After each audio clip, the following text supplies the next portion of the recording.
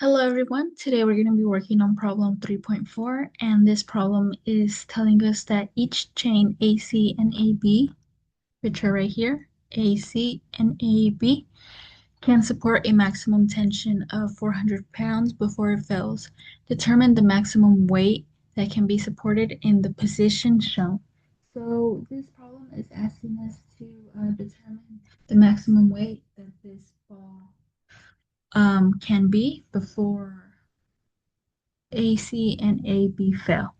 So the first thing that I like doing is I like taking the figure that was given to us and drawing that into a free body diagram, which I already did. So in the free body diagram, what I did is I drew a free body diagram around joint A. So this right here is point A.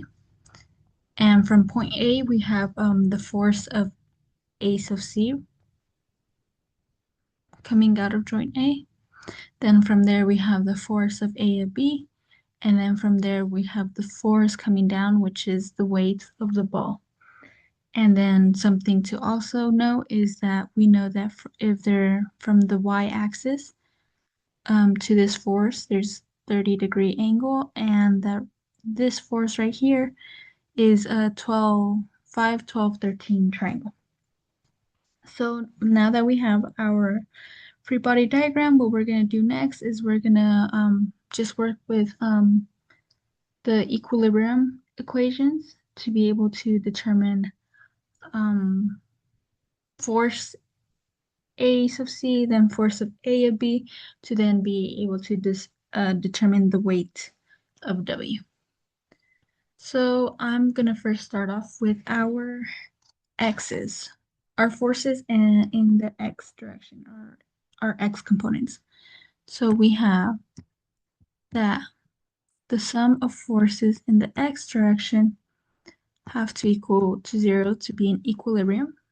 So then that means, okay, we're going to start off with our force of A of B. Remember, anything to the right is positive, anything going to the left is negative. Force of A of B is going, it's slanted to the left, so which is why it's going to be negative. So we have negative force of A of B. And remember, we're trying to find the x components, so that means we're trying to find the horizontal side of the triangle. And we're also trying to find the hypotenuse side of the triangle, or the side of the triangle. So we're trying to find the side of 5 and the side of 13, which is why we're going to times the force of A of B with 5 over 13. And then from there, we take a look at our force of A of C. Remember, that's going slanted a bit to the left, to the right, which is why it's going to be positive force of AC. And then for our force of A of C, we are given an angle. We are given that the angle right here is 30. So if we were to draw a triangle right here, we remember we're trying to find the horizontal component of this triangle. So it would be this side of the triangle. And with correspondence to this angle, that is the opposite side of the angle. So we're trying to find the opposite side of the triangle. And in a way, we're also trying to find the hypotenuse side of the triangle. So if you guys remember, sine is opposite over hypotenuse, which is why we're going to times the force of A of C with sine of 30 degrees. And then remember, our force or our weight is completely vertical, so there is no x or horizontal force to it. So those are all our x components, and remember that that has to equal 0. So now that we have that set up, remember that each chain can support a maximum tension of 400 pounds. So that's the max that it could support before it fails. So we're simply going to plug in 400 pounds into the force of AB And if we were to do that, we would get, so we would have negative 400 times 5 over 13 plus f of A of C times sine of 30 degrees. Remember that all has to equal 0. From there, we get negative 153.8 is equal to, now if we were to move this to the other side, that would simply just be negative f of A times sine of 30 degrees.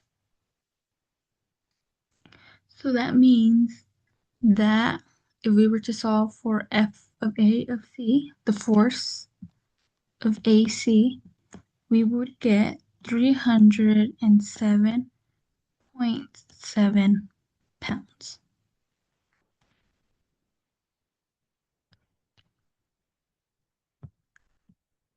Okay, now that we did that, we are going to work with our y components. So once again, the sum of forces in our y direction have to equal 0. So looking at our free body diagram, remember anything going upwards is positive, anything pointing downwards is negative. So f of A of B is going upwards, f of A of C is going upwards, so they're both going to be positive, and the only thing in our y component that is going downwards is the weight of the ball, so that's going to be negative. So since now we're working with our y components, looking at this triangle, we are trying to find the side of 12, and we are also working with our hypotenuse on this side of the triangle, so this time we're going to be using the side of 12 and 13.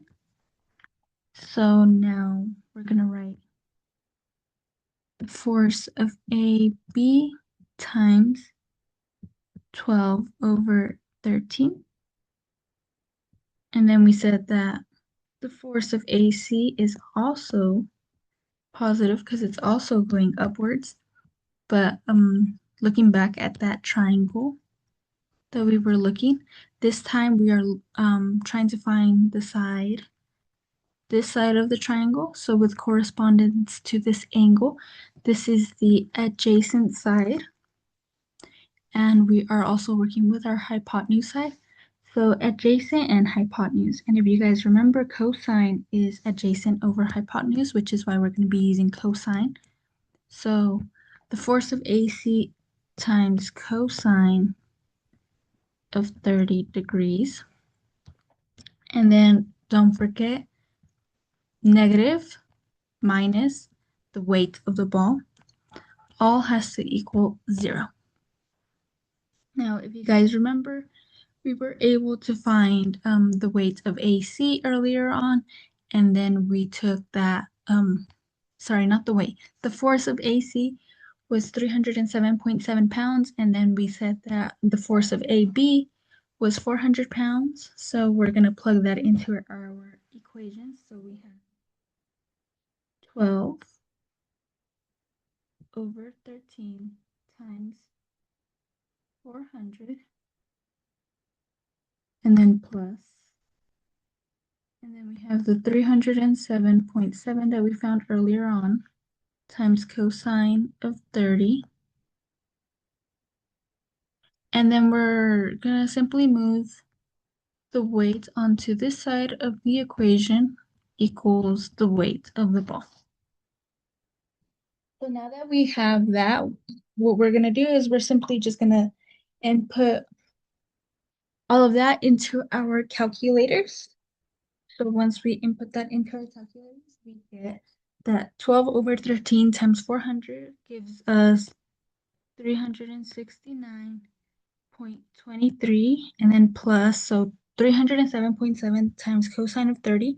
Remember, your calculator should be in degrees and not in radians. So if we plug that into our calculator, we get plus 266.46 has to equal the weight of the ball. So if we were to add that all together, we get that the weight of the ball, the maximum weight that the ball can have, is 636 pounds. And just like that, we were able to find the maximum weight that the ball can be before it fails, before chain AC and AB fail.